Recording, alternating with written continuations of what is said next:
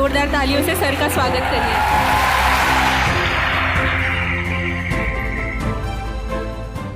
अब आते हैं इस सवाल पर कि भारत और इंडिया में से क्या सही है। संविधान सभा में इस पर खूब बहस हुई थी। यह हमारे संविधान का अनुच्छेद 1 है और उसमें लिखा हुआ है, India that is Bharat shall be A union of states. बड़ी इंटरेस्टिंग बात है कि उस समय डिबेट थी कि भारत का नाम भारत रखें या इंडिया रखें। कुछ लोगों ने आर्यव्रत भी कहा, आर्यव्रत कहा, कुछ ने हिंदुस्तान कहा, सब नाम चले। अंत में सहमति बनी कि नहीं, भारत और इंडिया ही ठीक है। नेहरू जी ने खुल के तो नहीं, पर नेहरू जी के पर्सपेक्टिव से जो बात वहां पर ज्यादा आई वो ये थी कि हमारे संविधान के बनने की प्रक्रिया में जो बहुत सारे एक्ट थे जो अंग्रेजों ने बनाए थे, जैसे इंडिया इंडिपेंडेंस एक्ट 1947 का है, 1935 का एक्ट था, उन सब में इंडिया का इस्तेमाल था। उस समय के भारत की तरफ से जो समझौते अंतर्राष्ट्रीय थे उन सब में इंडिया नाम था। पश्चिम की दुनिया हमें इंडिया के नाम से जानती थी, अमेरिका हो, फ्रांस हो, कोई भी हो, सब इंडिया जानते थे। नेहरू जी का मिजाज जो था वो ये भी था कि हमें ग्लोबल पर्सपेक्टिव में चीजों को देखना है, पूरी दुनिया से संवाद करना है, क्योंकि उनकी रुचि अंतर्राष्ट्रीय मुद्दों में ज्यादा थी, बहुत ज्यादा थी। मेरे ख्याल से इन सब वजहों से तय हुआ कि हम अपना नाम इंडिया रखेंगे, पर इंडिया के बराबर महत्व भारत का भी रहेगा। तो लिखा गया India that is Bharat. India जो कि भारत है, राज्यों का एक संघ होगा। 4 दिन पहले की बात है, मैं हॉलैंड में एक टैक्सी में बैठा हुआ था। इंटरेस्टिंग बात सोच के देखिए, टैक्सी का ड्राइवर मोरक्को का रहने वाला था। उसको जैसे ही पता लगा मैं भारत से हूं, उसने मुझसे यही सवाल पूछा। उसने कहा कि यू आर फ्रॉम इंडिया? मैंने कहा yes. We are listing to a debate India और Bharat, what do you think? मैं बड़ा चकित कि ये मोरक्को का आदमी हॉलैंड में रहता है, इसके मन में ये सवाल आ रहा है।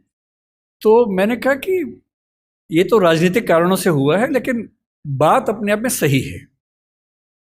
मैंने कहा जैसे बॉम्बे मुंबई हुआ, मुझे खुशी हुई, क्योंकि मुंबई की आबादी के लिए मुंबई में जो मजा है वो बॉम्बे में नहीं है। बॉम्बे तो अंग्रेजों ने नाम दिया था। कोलकाता को कैलकाटा अंग्रेजों ने किया, तो बंगाल के लोगों ने कोलकाता कर दिया उसको। दिल्ली को दिल्ली के लोगों ने दिल्ली कर दिया, दिल्ली ही बना के रखा हुआ है, DILLI, ये होना चाहिए। काहे के दिल्ली भाई, हम क्यों दिल्ली बोलेंगे दिल्ली को? ये सारे तर्क अगर सही हैं, अगर बर्मा का नाम म्यांमार होना सही है, क्योंकि उनकी जनता की आवाज तो म्यांमार में है, बर्मा में नहीं है। श्रीलंका और सीलोन की डिबेट में वो अपने आप को सीलोन ना मानना चाहे, श्रीलंका मानना चाहें, क्योंकि उनकी भाषा श्रीलंका बोलती है।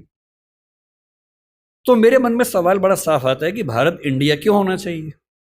मैं फिर स्पष्ट कर दूं, मैं सरकार के पक्ष में नहीं बोल रहा हूं, मुझे उनसे रत्ती भर मतलब नहीं, मैं एक विचार की बात कर रहा हूं। और मैं जब संविधान पढ़ाया करता था, अनुच्छेद 1 पढ़ाते हुए मैं हमेशा बोलता था कि मुझे चुभन होती है ये पढ़ते हुए कि इंडिया दैट इज भारत। दोनों ही लिखने थे तो भारत दैट इज इंडिया कर देते। अगर दोनों ही लिखने थे, ठीक है, दोनों रखें, क्या दिक्कत है। इंटरेस्टिंग बात इसके बाद है, मोरक्को के उस ड्राइवर ने उसके बाद पता है क्या कहा, हिंदी में अगर बताऊं, बोले अच्छा अच्छा ये मामला है, अब समझ में आया। फिर बोले कि बड़ी इंटरेस्टिंग बात है, हमारा नाम मोरक्को पड़ गया फ्रेंच लोगों की वजह से। मोरक्को के लोग मोरक्को को मगरिब बोलते हैं। और जब मैं सऊदी अरबिया गया, सऊदी अरब के लोगों ने मुझसे पूछा कहां से आए हो, मैंने कहा मोरक्को। उन्होंने इस भाव से देखा कि मैं पागल हूं, बोले नहीं, मगरिब से आए हो। अगर मगरिब की आबादी खुद को मगरिब कह के खुश है, तो उसे फ्रेंच लोगों की वजह से मोरक्को क्यों कहा जाए? इंडिया शब्द वेस्ट ने दिया और बुरे भाव से दिया। उनकी नजर में इंडियन होने का मतलब है बहुत पिछड़ा हुआ होना, रेड इंडियंस, वेस्ट इंडियंस। तो आज ये क्यों हुआ? मैं समझता हूं कि राजनीतिक निहितार्थ है और उस राजनीति में मेरी रुचि जरा सी भी नहीं है, लेकिन ये आज हो या कभी भी हो, मैं इस पक्ष में हूं कि देश का नाम देश की भाषा में होना चाहिए और देश की भाषा भारत के पक्ष में है।